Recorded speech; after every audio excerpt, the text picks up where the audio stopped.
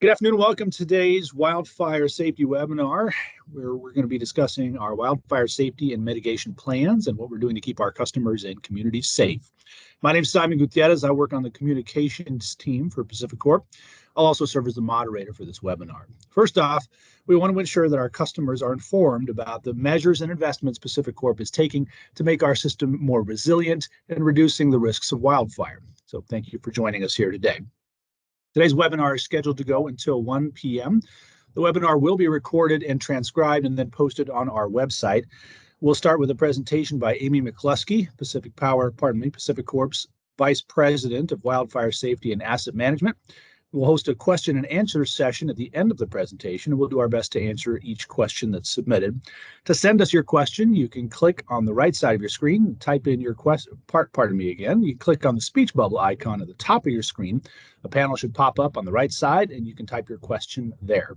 As a courtesy, if you could please update your name in Teams to include the organization if you're representing an organization, that would be extremely helpful.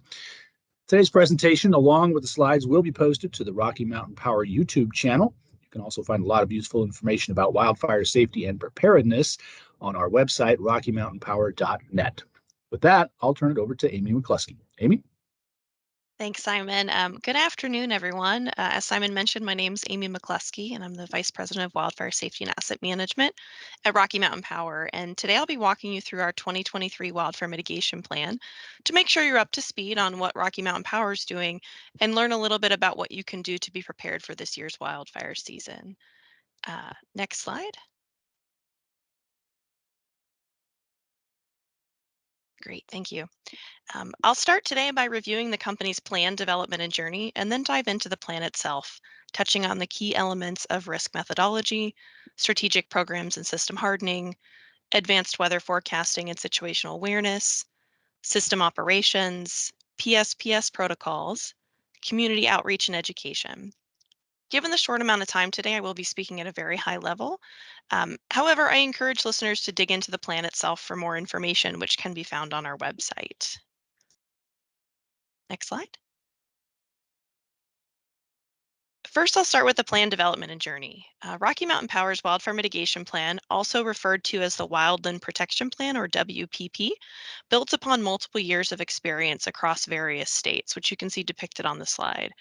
Beginning in 2018 with formal rulemaking in California, we've since expanded our programs to multiple states, either informally or through formal rulemaking in those states.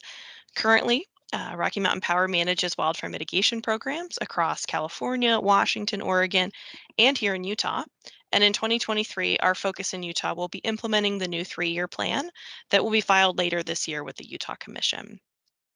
As part of our plans, certainly the Utah plan, our efforts reflect a comprehensive or enterprise-wide approach to mitigating risk by combining multiple inputs from business units, subject matter experts, and drawing on industry best practices.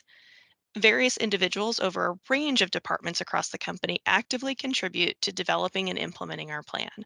Many of these departments are shown in the graphic on the lower right side of the slide. Given the comprehensive nature, the plan also includes long-term multi-year investment. And in Utah, we plan to invest just under $500 million over the next 5 or so years, with an expectation of additional investment to continue beyond 2027. This investment is intended to reduce the risk of wildfire in Utah by moving forward key programs such as situational awareness, line rebuilds, enhanced inspections, to name a few, all of which are identified in more detail in the plan itself. Next slide.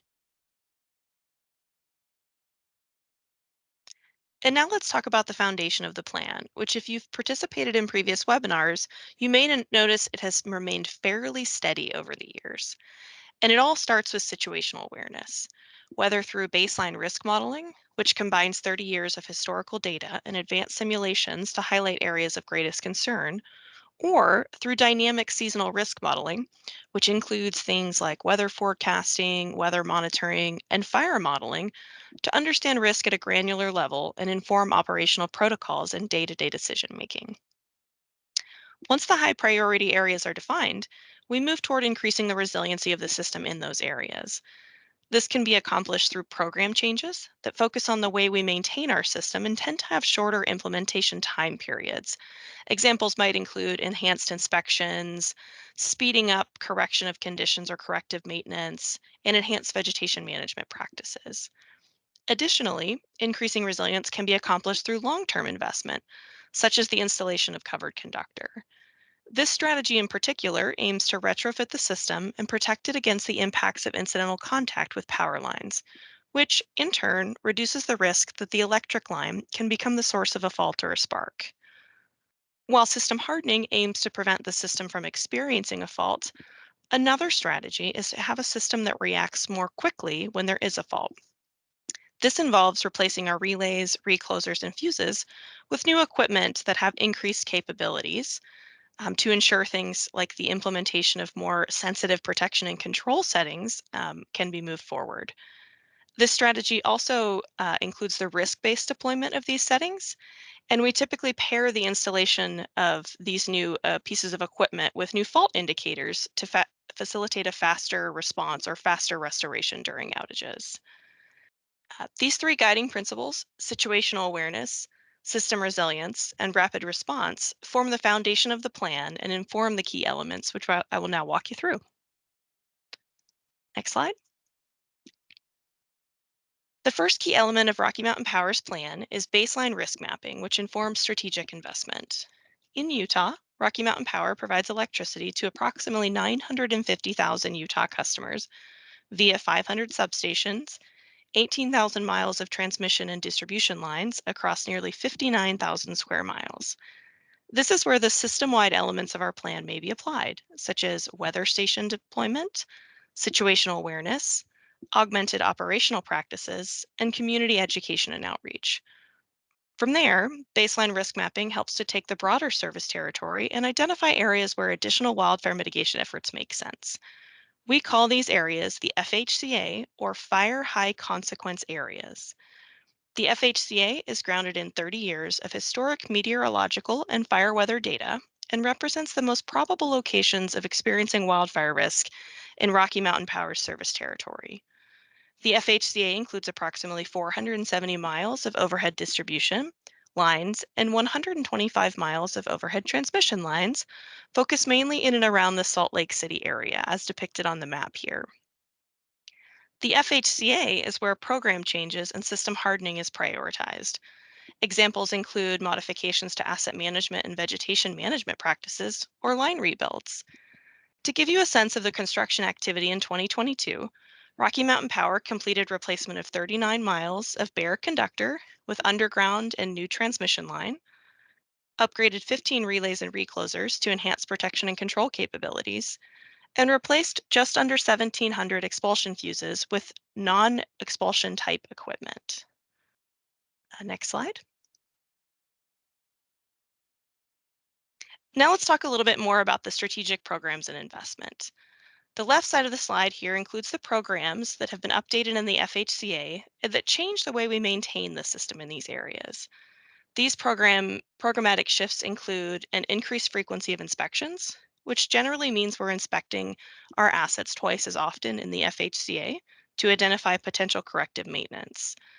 We also accelerate correction and prioritization of this maintenance, and we perform additional infrared inspections of overhead transmission lines to supplement our other inspection programs. Regarding vegetation management on the right-hand side of the slide, we are regularly reviewing best practices, performing annual inspections in the FHCA, performing annual pole clearing of equipment poles in the FHCA as well. To give you a sense of volume, we inspected just under 1,500 miles in 2022 through our various programs and cleared over 3,000 poles. In 2023, we intend to continue with these programs, so don't be surprised if you see our inspectors, line workers, and vegetation crews working in your communities and neighborhoods more than ever before to help mitigate wildfire risk. Next slide. In addition to these programs, system hardening, which is prioritized in the FHCA, includes multi-year long-term investment. And in Utah, we're planning to invest nearly $500 million to rebuild lines, replace relays, reclosers, and fuses. Regarding the line rebuild program, Rocky Mountain Power currently plans to rebuild approximately 600 miles of both transmission and distribution over the next 5 years, or roughly by 2027. As a part of the program, lines may be either moved, removed, retrofitted with more resilient materials such as covered conductor or steel poles, or converted to underground, or a combination of all of the above. In 2022, just under 23 miles of transmission were rebuilt, with the majority using steel poles and new bare conductor. Additionally, 43 miles of distribution conductor were moved underground or rebuilt with covered conductor. In 2023, Rocky Mountain Power plans to continue this program by rebuilding approximately 80 miles of distribution and transmission in and around a combination of different locations such as Park City, Price, Cedar City, Big and Little Cottonwood Canyons, Ogden Canyon, and Parley's Canyon. In addition to the line rebuild program, Rocky Mountain Power is replacing and upgrading substation relays for improved functionality and performance. In 2022, 37 distribution relays and 12 transmission relays were replaced. And in 2023, we plan to replace another 31 substation relays. And finally, Rocky Mountain Power is replacing expulsion fuses with non-expulsion type fuses in the FHCA and plans to replace nearly 5,000 fuses by the end of 2026. In terms of progress, 3,000 so far have been replaced, and we're planning to replace another 2,000 fuses in 2023. Next slide. Dynamic risk assessment through situational awareness and weather forecasting is another key element of our plan. Our approach to situational awareness includes the acquisition of data from either utility-owned weather stations or climatological data sources to forecast and assess risk and inform real-time decision-making. In terms of data acquisition, we've installed 96 weather stations that collect and provide data to our meteorologists and models every 10 minutes to support operational decision-making, and are continuing to build out our weather station network throughout Utah by installing an additional 25 weather stations to make up a total fleet of just over 120 weather stations by the end of year 2023. We've also taken steps to implement improvements to our situational awareness websites and make this weather station data, as well as other weather station data, publicly available. You can see a few snapshots of the websites on the slide, here just on the right. And these public-facing websites provide weather data and forecasts to the public at no cost and can be found at pacificwarpweather.com.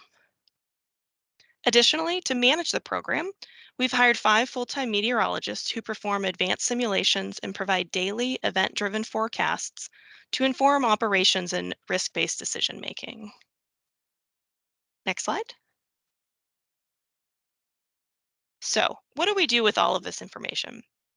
Currently, our team of meteorologists ingests this data and, using very sophisticated and high-resolution models, predict the weather and its impacts down to the power line or community level. For example, we've implemented a fire potential index that quantifies fire potential daily based on weather forecasts, vegetation moisture and complexity, and terrain. Often we refer to this as environmental condition. This allows us to pinpoint the areas of highest outage and wildfire risk during extreme weather conditions to facilitate decision making and minimize the impact of PSPS if it's necessary. The success of our advanced weather forecasting and situational program has also allowed Rocky Mountain Power to implement several risk-based mitigation programs, like risk-based changes to work practices or risk-based changes to system operational practices, which I will describe on the next slide. Thank you. As previously described, dynamic risk assessment through situational awareness informs key decisions and changes to operational practices, and we leverage a daily risk assessment and forecast process to take action. These risk-based changes to work processes and practices are outlined here on the left-hand side of the slide and include things like deferring non-essential work, conducting daytime work only when feasible, deferring work in windy conditions or otherwise high-risk conditions if possible, driving on designated roads wherever possible, and avoiding doing work on energized equipment where feasible. Risk-based changes can also come in the form of alternate protection and control schemes, which we refer to as elevated fire risk settings or EFR, and you can see that on the right-hand side of the slide. This is where we set our equipment to identify potential faults more quickly should contact with the line occur to reduce the risk of power lines sparking and potentially starting a fire. These wildfire mitigation strategies, while important, have an indirect relationship with reliability. Therefore, Rocky Mountain Power is deploying additional communicating fault indicators in strategic locations to help pinpoint fault locations, reduce patrol times, and limit the impacts to customers. And finally, daily risk assessments and status reports are also used to inform the potential for a public safety power shutoff, or PSPS, which I'll describe on the next slide. PSPS, or Public Safety Power Shutoff, is a tool that may be used by utilities as a measure of last resort to reduce the risk of wildfires. And we understand the impact that PSPS can have. Therefore, at the core of our decision making and the overall PSPS program is balancing the risk of conditions surrounding a potential event with the risk created by the de-energization itself. And you can help us safely implement a PSPS by taking steps today to prepare for an event or other type of emergency. Step 1. Update and verify your contact information with Rocky Mountain Power. Call 1-888-221-7070 or update your online account at rockymountainpower.net. This step is particularly important because we leverage this exact same contact information when making notifications to customers, such as the potential for PSPS. Having up-to-date contact information is the best way to stay informed of a potential PSPS event or other type of emergency in your area. Step 2, you can create a defensible space. We know that many of our customers live in beautiful rural locations surrounded by vegetation. However, the way in which vegetation is maintained around a home can mitigate the risk of wildfire. For example, in Zone 1, which is considered to be 30 feet from the home itself, vegetation should be limited to low-growing plants such as annual flowers, succulents, and well-tended lawns to reduce fuel for a potential fire right around the home. In Zone 2, which is between 30 and 100 feet from the home, stick to well-spaced trees and shrubs and islands of plants surrounded by rocks or landscaping bricks. And finally, Zone 3, which is beyond 100 feet from the home, reduce fire fuel by thinning and pruning trees and other vegetation. Step 3, in terms of preparing for PSPS and potential emergencies, you can update your emergency plan and supplies. It's important to be prepared and have an emergency plan any time of the year. Here are a few of the essentials. Make sure you have a 2 to 3 week supply of shelf-stable food and water for all people and pets in your home. Gather a backup supply of essential medicine. Create an emergency kit with flashlights, batteries, solar phone chargers, first aid equipment, essential phone numbers, and cash. And designate an emergency meeting location. Next slide. So that's a little bit about what customers can do, but Rocky Mountain Power is also taking steps to prepare for safe implementation of PSPS and mitigate potential impacts to customers and communities. First, we have the ability to activate community resource centers, or CRCs, by leveraging temporary mobile equipment or permanent locations pre-identified in conjunction with public safety partners. When activated, these CRCs provide critical services to customers and community members, such as shelter, restrooms, charging stations, on-site medical support, refrigeration, and ice, just to name a few services. Additionally, Rocky Mountain Power also performs individual outreach to medical baseline customers in preparation for and during PSPS events. This additional outreach can come in the form of individual phone calls instead of more standard automated calling, or physical visits to each customer's home by leveraging local public safety partners or community-based organizations. To ensure this additional notification can be performed, it is important that each customer's contact information is as up to date as possible. And we also ask that customers, to the extent that they're comfortable doing so, self-identify and register as medical baseline with the company. More information about how to identify and register as medical baseline can be found on the web at rockymountainpower.net. Next slide. In addition to the investment, protocols, and customer programs, Rocky Mountain Power takes a multi-pronged approach throughout the year to ensure preparedness and educate our customers and communities. We facilitate collaborative sessions such as tabletop exercises with public safety partners, where we work with our partners to prepare for potential PSPS events or other emergencies. Additionally, we work to get key information out in the communities we serve via social media, radio campaigns, brochures, and flyers, just to name a few. And you can see a few of these examples here on the slide. We also host webinars, such as the one occurring today. These efforts do tend to be front loaded in the year to ensure everyone is prepared for the upcoming fire season. However, throughout the year, we maintain additional information on the website that is available to everyone and is depicted on the screen here as well. Next slide. And with that, we've come to the end of our presentation. I want to thank you all for joining and listening in. And now I'll throw it back over to Simon for the Q&A portion of the webinar. Thank you, Amy. A lot of good information there. Appreciate you covering all that. Now we'll turn to questions and answers, the portion of the webinar. If you haven't sent us your question yet, you still can. Again, just click the speech bubble icon at the top of your screen. You can then type and submit your question. Not seeing any questions in the queue just yet. We do have some questions that were submitted in advance. Pull those up real fast.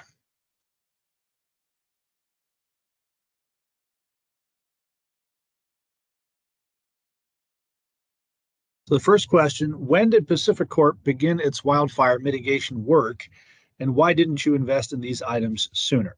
Amy, you want to take that one? Sure, thanks, Simon. Um, in terms of the when, wildfire mitigation has always been a part of what we do.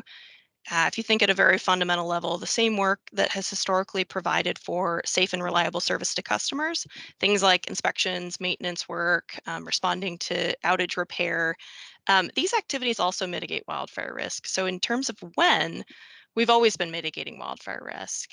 That being said, in recent years, Rocky Mountain Power, like the rest of the electric utility industry throughout the West, we've seen a significant shift in the environment around us, generally in the form of more extreme weather conditions fueled by climate change. And we do our best to adapt to these changes as they occur, which is why our mitigation strategies and investments have evolved.